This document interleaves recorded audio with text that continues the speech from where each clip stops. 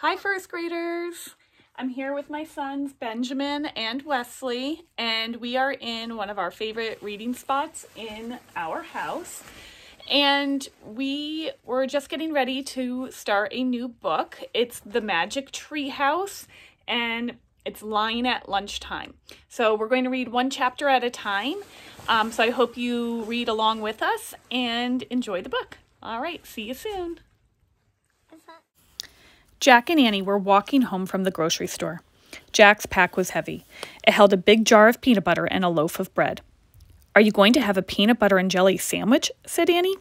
"Or a peanut butter and honey sandwich?" Jack started to answer, but stopped. "Oh, man," he whispered. "What is it?" said Annie. "Look at that," said Jack. He pointed to the edge of the Frog Creek woods. In the shadows stood a small and delicate animal. It looked like a tiny deer. "It's a sign," whispered Annie. "Remember when we saw the rabbit? He was a sign of the Wild West." The deer-like creature leaped into the woods. Jack and Annie didn't stop to think. They followed as fast as they could. Jack's heavy pack thumped against his back as he ran. Finally, they stopped and looked around. "Where did she go?" he said. "I don't see her," said Annie. "Oh, wow," said Annie. She pointed up. There was the magic tree house. It was shining in the noon sun at the top of the tallest tree in the woods. Its rope ladder swayed in the shadows below. "Where's Morgan?" said Annie. Morgan Le Fay wasn't waving at them from the window. She wasn't even at the window. "I don't know. Let's go up," said Jack. They climbed the ladder and went into the treehouse. Sunlight streamed through the window. It lit a stack of books and 2 scrolls in the corner. The ancient scrolls held the answers to riddles Jack and Annie had solved earlier. Jack took off his heavy pack. "Did Morgan leave us a 3rd riddle?" said Annie. "Looking for someone?" said a soft voice. Jack and Annie whirled around. "Morgan!" said Annie. Morgan Le Fay had appeared out of nowhere. She looked ancient and lovely in the bright light. "Do you still want to become master librarians?" she asked Jack and Annie. "So you can help me in my work?" "Yes," they said together. "Wonderful," Morgan said. Then she reached into her robe and pulled out a scroll.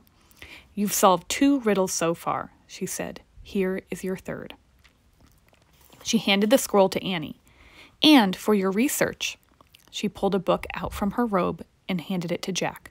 The book's cover said, "The Plains of Africa." "Africa," said Jack. "Oh, man, I've always wanted to go there." He opened the book. He and Annie stared at a picture. It showed hordes of zebras, tall giraffes, big animals with horns, and tiny, deer-like creatures. "Hey, that's the animal that led us here," said Annie. "A Thompson's gazelle, I believe," Morgan said. "Where are the lions?" said Jack. "You'll find out," said Morgan. Maybe we need to plan this trip," said Jack. Morgan smiled. "No. Go ahead, make your wish now." Annie pointed at the picture. "I wish we could go there," she said. "Be careful," said Morgan. "Just keep an eye out." "For what?" said Jack. "The lions, of course," she said. "Wait," said Jack. Too late. The wind had started to blow. The treehouse had started to spin. Jack squeezed his eyes shut. The treehouse spun faster and faster. Then everything was still. Absolutely still.